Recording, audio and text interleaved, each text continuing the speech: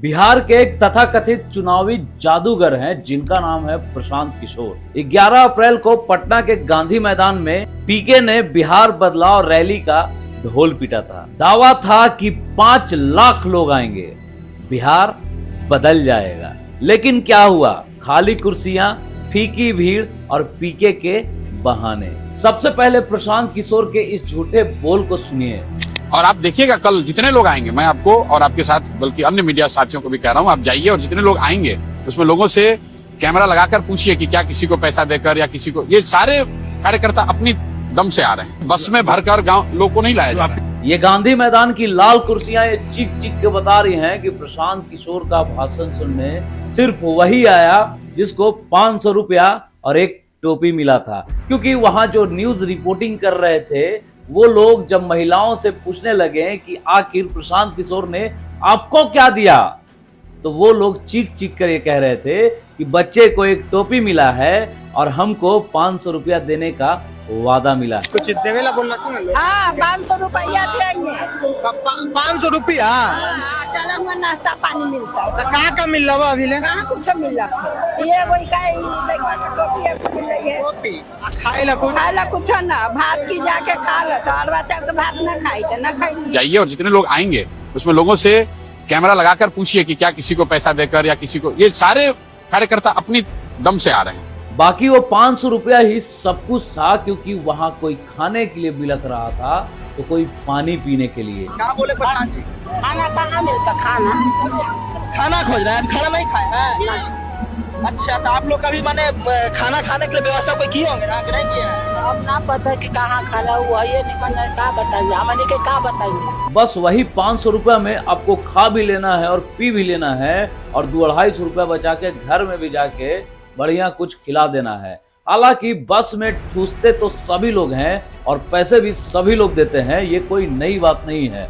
लेकिन प्रशांत किशोर के इस दावे से हमको अच्छा नहीं लगा कि दावा कुछ और हो रहा है और काम कुछ और हो रहा है। पता है प्रशांत किशोर का असली खेल क्या है और प्रशांत किशोर को चुनावी जादूगर क्यों बोला जाता है? जो प्रशांत किशोर कभी पर्दे के पीछे से खेल खेला करते थे, आज वो खुद को बिहार का मसीहा बताते हैं। लेकिन सवाल यह है कि प्रशांत किशोर क्या सच में जनता का हितैषी है या सिर्फ वोट और पैसों के लिए खेल खेलने वाला सिर्फ एक सौदागर? सबसे पहले पीके की असली खेल को समझिए। 2014 में इन्होंने मोदी की लहर बनाई, 2015 में इन्होंने नीतीश का साथ दिया और 2021 में इन्होंने ममता बनर्जी को बनाए रखा। बीजेपी, जदयू, टीएमसी, आप, लिस्ट लंबी है। लेकिन रुकिए, ये सारी पार्टियां तो एक दूसरे की दुश्मन ही है, तो पीके इन सबके साथ कैसे? जवाब साफ है, उनके लिए न विचार मायने रखता है और न ही जनता का दर्द। उनके लिए मायने रखता है पावर और पैसा। पर कितना पैसा?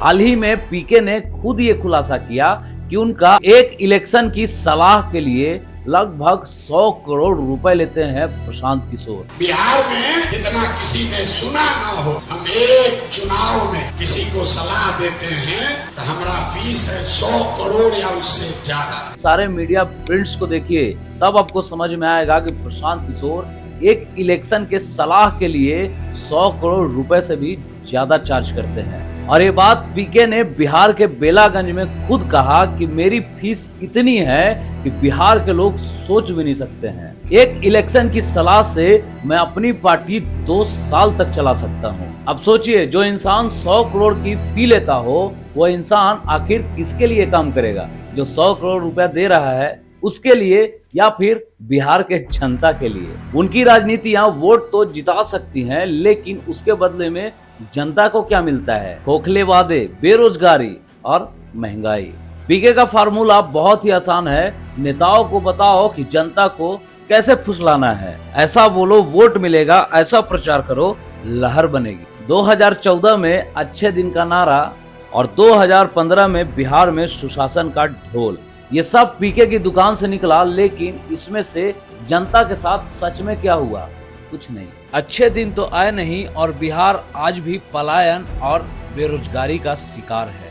और प्रशांत किशोर वो तो अपनी 100 करोड़ की फीस लेके अगली डील पक्की करने में लगे रहते थे। ये है उनका असली जनसुराज, सत्ता का सुराज, पैसों का सुराज। और अब जब प्रशांत किशोर अपनी जनसुराज पार्टी को लेकर बिहार में बदलाव की बात करते हैं तो क्या हमें उन पे विश्वास करना चाहिए? अरे जिस शख्स ने सालों तक नेताओं को ये सिखाया कि जनता को कैसे बरगलाना है, किस तरीके का बोल बोल के फुसलाना है, वो भला जनता का भलाई कैसे करेगा और जनता का दर्द कैसे समझेगा? 100 करोड़ की फीस लेने वाला शख्स क्या गरीबों की जिंदगी बदलेगा? तो दोस्तों ये सब बस एक खेल है। पीके का नया फार्मूला, पीके का नया पैकेज। वो कहते हैं मैंने सब छोड़ दिया, अब बस बिहार के लिए जीऊंगा। लेकिन सवाल ये है कि क्या 100 करोड़ की आदत क्या इतनी आसानी से छूट सकती है? पीके कहते हैं उनकी सलाह से 10 राज्यों में सरकार चल रही है। लेकिन सोचिए उनकी सलाह अगर इतनी शानदार थी